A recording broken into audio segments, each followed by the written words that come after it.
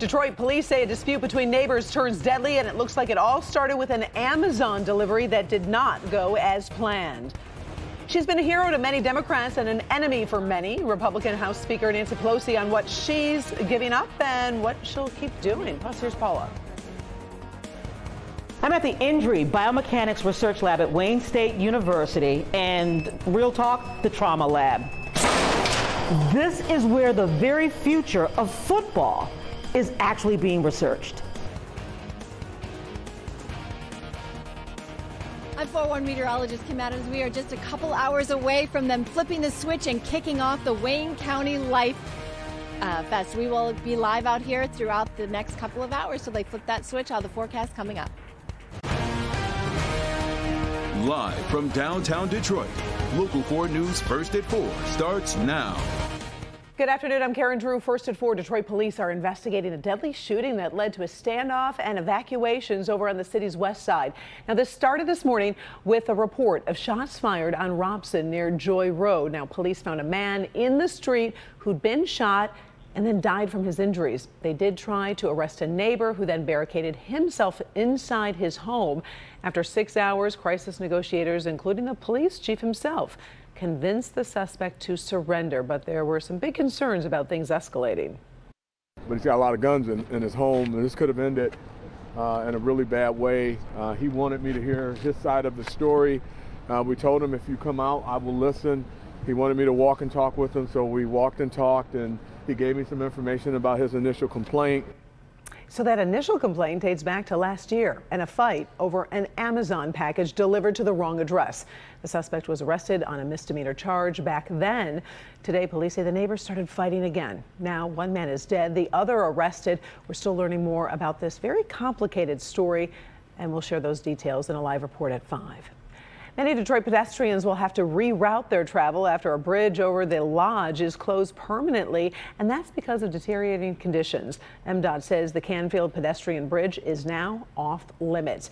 It was already scheduled to be removed in the future as part of ramp construction. Now, to get over the Lodge, the bridges to the north on Forest Avenue and to the south on Selden Street are open. New at 5, we're going to take a look at that bigger picture surrounding infrastructure problems like this one and what comes next. In your forewarned weather forecast, we're juggling two things that make it feel a little bit more like the holidays. We got some new batches of snow, and Kim Adams will be part of a tree lighting ceremony over in Westland. You're going to be busy for the next 2 hours, Kim. And cold. You might have noticed at the top of the show, I couldn't even get my words out. I'm not used to being out in the cold, but they've got a nice big fire, and they're going to put a big pallet on there to warm us up here at Merriman Hollow. They are about to flip the switch just after 6 o'clock tonight just for us and kick off the holiday season. But first, let's talk about the forecast, because we do have some scattered snow showers showing up now on Exact Track 4D radar. Take a look now, and you can see that the majority of the heavy snow showers are up to the north of Detroit and also west of Detroit, where they're still under that winter storm warning for Grand Rapids and Kalamazoo, as much as 6 to 12 inches expected. But we'll zoom in here on northern parts of Oakland County, Ortonville, Oxford, getting a pretty decent snow shower right now. We'll continue to see these bands of snow move through as we go through the next several hours, and temperatures are cold. We're going to be talking about wind chills in the teens for the day tomorrow. But your evening planner, expect quick bursts of snow here and there. Nothing that really should affect the evening commute in Metro Detroit unless you're in those northern suburbs or if you're headed west over to Lansing. Again, I am live at the Wayne County Light Fest. The lights are not on yet, but they're going to flip the switch just for us coming up a little bit later on. And we'll talk about what's new this year, and I'll have more on your weekend forecast in just a few minutes. Karen. Thank you, Kim. House Speaker Nancy Pelosi has been one of the most powerful women in Washington for nearly 20 years, but that is about to change. Today, Pelosi spoke on the House floor, announcing she will not seek a leadership position in the new Congress. She says it's time for Democrats to move boldly into the future. For me, the hour's come for a new generation to lead the Democratic caucus that I so deeply respect. And I'm grateful that so many are ready and willing to shoulder this awesome responsibility.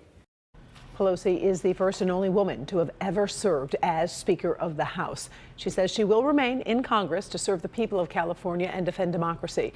Now, Democrats are faced with electing new leadership even as they lose control of the House to the Republicans. We are tracking some new Russian airstrikes and a continuing rift between Ukraine and the U.S. We're going to start with a new wave of Russian airstrikes. The Kremlin is targeting Ukraine's energy facilities just as the first snow of the season is falling. The attacks are designed to make civilians as uncomfortable as possible after Russia has suffered a series of setbacks on the battlefield. Meantime, Ukraine's President Volodymyr Zelensky continues to say he does not believe it was a Ukrainian missile that killed 2 people in Poland. President Biden dismissed Zelensky's concerns by simply saying, quote, "That's not the evidence." And the United Nations has extended a deal to make sure exports of grain and fertilizer keep coming out of Ukraine. There have been some concerns about a global food crisis since the Russian invasion began.